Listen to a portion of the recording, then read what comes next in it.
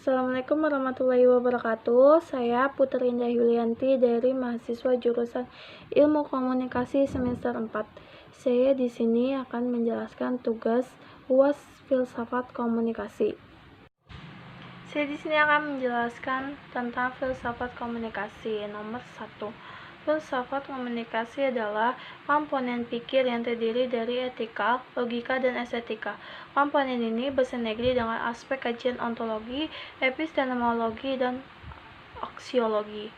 Manusia sebagai makhluk sosial akan selalu berhubungan dengan manusia lain melalui komunikasi. Retorika sebagai ilmu mengenai pernyataan antar manusia diperkenalkan pertama kali oleh Aristoteles. Gagasan awal mengenai pernyataan antar manusia dinyatakan dengan model lain, sederhana, yaitu komunikator, pesan, dan komunikan.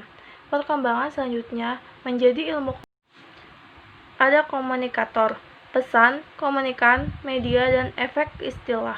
Komunikasi berasal dari kata komunis, yang berarti sama dalam arti maknanya. Berkomunikasi berarti mempunyai tujuan untuk punya arti yang sama. Kajian komunikasi dari sudut pandang filsafat ilmu komunikasi dimaksudkan agar pemahaman terhadap proses komunikasi bersifat radikal atau mendalam, sistematisnya, dan menyeluruh. Ada contoh filsafat komunikasi yaitu membangun toleransi. Akhir-akhir ini semangat perbedaan dan toleransi di antar manusia terkikis karena berbagai perbedaan seperti agama, ras, dan suku antar golongan, hingga status sosial bahasa sebagai alat komunikasi kini penggunanya cenderung dilakukan dengan membeda-bedakan setiap manusia. Disinilah peranan filsafat komunikasi di dalam kehidupan manusia dibutuhkan untuk membangun toleransi. Peranan filsafat yang satu ini akan memberikan keharmonisan hidup bagi setiap manusia untuk dapat hidup dan menjaga perbedaan pandangan, perbedaan agama, perbedaan ras, sehingga toleransi atau pluralitas tetap terjaga. Ada contoh filsafat komunikasi, yaitu ada mengajarkan etika dan kesopanan. Etika komunikasi tentunya sangat diperlukan di dalam setiap kegiatan komunikasi sehari-hari.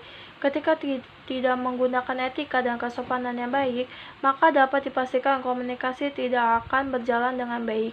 Karena ilmu filsafat adalah ilmu yang mempelajari segalanya, mulai dari kelahiran hingga kematian, cinta hingga kebencian. Maka ketika dipelajari dan digunakan di dalam komunikasi, manusia dalam kehidupan sehari-hari akan timbul peranan yang sangat penting, yaitu mengajarkan etika dan kesopanan.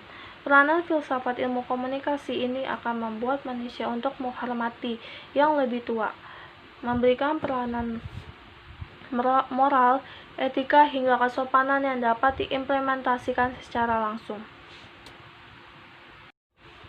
Di nomor 2 ini, saya akan menjelaskan tentang paradigma konstruktivisme. Ialah paradigma di mana kebenaran suatu realitas sosial dilihat sebagai hasil konstruksi sosial, dan kebenaran suatu realitas sosial bersifat relatif. Paradigma konstruktivisme ini berasal dari perspektif interpretivisme, penafsiran, yang terbagi dalam 3 jenis, yaitu ada interaksi simbolik, ada fenomenologis, dan hermeneutika. Paradigma konstruktivisme dalam ilmu sosial merupakan kritik terhadap paradigma positivis.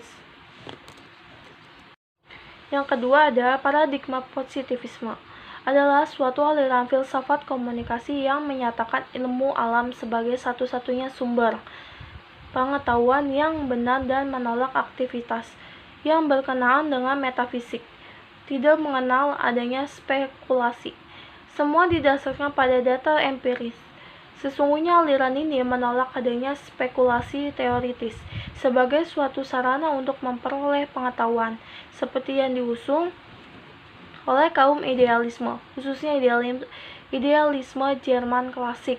Positivisme merupakan empirisme yang dalam segi-segi tertentu sampai kepada kesimpulan logis ekstrim, karena pengetahuan apa saja merupakan pengetahuan empiris empiris dalam satu atau lain bentuk, maka tidak ada spekulasi dapat menjadi pengetahuan. Dan ketiga ada paradigma kritisme. Paradigma kritisme adalah cara berpikir yang subjektif, asumsi terhadap realitas. There are multiple realities. Realitas jamak. Kebenaran subjektif dan tergantung pada konteks value. Kultur, tradisi, kebiasaan, dan keyakinan, natural dan lebih manusiawi.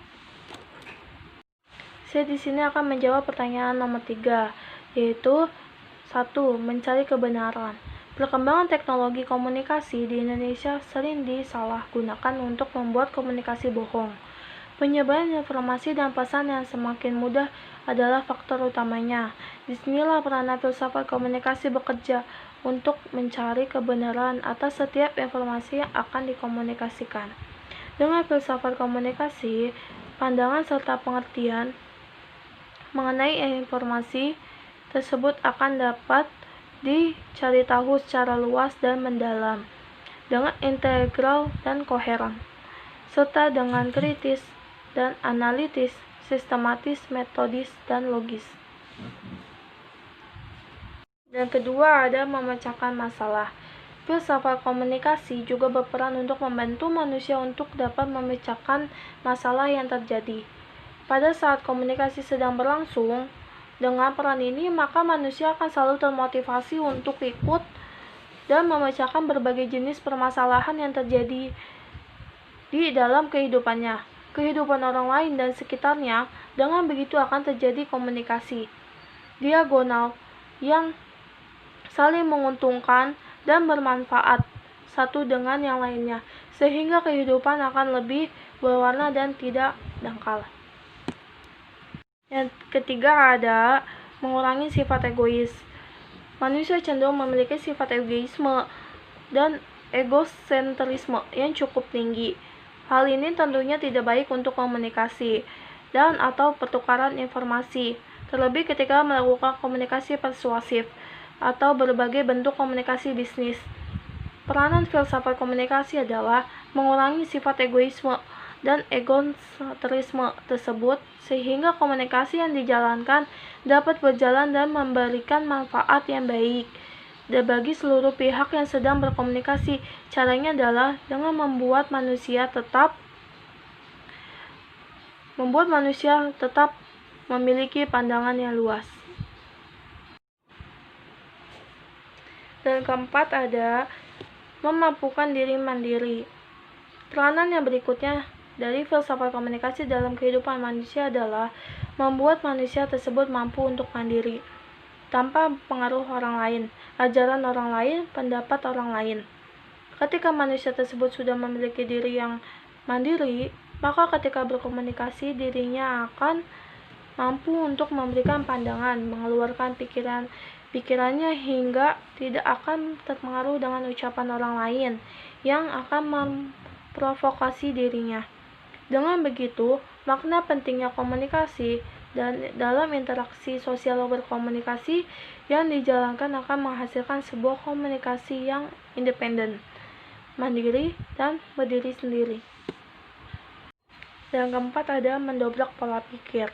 Mendobrak pola pikir, masyarakat Indonesia cenderung masih memiliki pola pikir yang ditutupi oleh mitos, legendaris, tradisi dan mistis, dan dogma. Pengajaran sehingga pikirannya belum terbentuk. Peran filsafat komunikasi adalah untuk mendobrak dan membebaskan pola pikir manusia tersebut sehingga pola pikirnya akan terbatas. Dan keterbatasan pikiran inilah manusia akan mampu mengkomunikasikan perasaan, pikiran dan pandangannya dengan baik yang benar. Karena faktor penghambat komunikasi bersifat psikis tersebut telah hilang. Saya di sini akan menjawab pertanyaan nomor 4, yaitu ada istilah critical theory, teori kritis. Berasal dari pemikiran sekelompok pemikir dan filsuf Jerman yang tergabung dari Frankfurt School. Mereka adalah bagian dari Institut Independen untuk Penelitian Sosial di Frankfurt University. Mereka yang tergabung dalam kelompok ini adalah para pemikir filsuf yang sangat mengagumi Karl Marx. Meski dalam beberapa aspek mereka berseberangan dengan pemikiran Marx, khususnya Maxim ortodoks yang dikembangkan oleh Friedrich Engels dan Karl Kautsky. Mereka melakukan penelitian untuk menguji ide-ide Karl Marx. Mereka menolak determinasi ekonomi dan Maxim ortodoks dan menemukan cara baru untuk mengkritisi masyarakat yang berseberangan dengan pemikiran Marx teori kritis yang dirintis oleh Max Horkheimer dan kawan-kawannya. Pada awalnya memang merupakan upaya untuk mengatasi determinasi ekonomis dan Maxim ortodoks yang dianut sebagai ideologi resmi Uni Soviet. Pemikiran Karl Marx bertatapan dibela dan dianggap tabu, tetap dapat diperlukan dan dapat dianggap sebagai konsep yang penting sebuah teori sosial. Saya di sini akan menjawab pertanyaan nomor 5, yaitu menerapkan fase new normal. Menerapkan fase new normal yaitu harus menjadi perhatian dari kesadaran bersama. Dalam fase tersebut, masyarakat tetap menggunakan masker dan mencuci tangan, menggunakan sabun, dan tetap menjaga jarak fisik saat berkomunikasi dan selalu memakai masker. Hindari kerumunan atau kegiatan sosial kita agar tidak menimbulkan kerumunan, tidak menimbulkan penumpukan. Inilah yang harus kita biasakan di dalam menghadapi kenormalan yang baru. Apalagi dengan perkembangan teknologi yang semakin hari semakin canggih, tentu saja hal ini sangat merubah pola hidup manusia. Merubah pola hidup manusia di zaman sekarang saat ini. Dengan perkembangan teknologi yang ada sekarang, sudah banyak kegiatan yang bisa dilakukan. Dengan perkembangan teknologi yang ada sekarang, sudah banyak kegiatan yang bisa dilakukan dengan cara melakukannya hanya melalui online. Seperti bisa melakukan sistematis kerja secara online. Oleh karena itu, peran dari filsafat komunikasi dalam perkembangan teknologi dengan kondisi new normal seperti sekarang itu tentu saja bisa tetap digunakan karena sejatinya ilmu filsafat komunikasi ini dapat diterapkan dalam kondisi apapun yang ada seperti sekarang ini. Dengan beberapa poin yang ada di dalam ilmu filsafat komunikasi, hal ini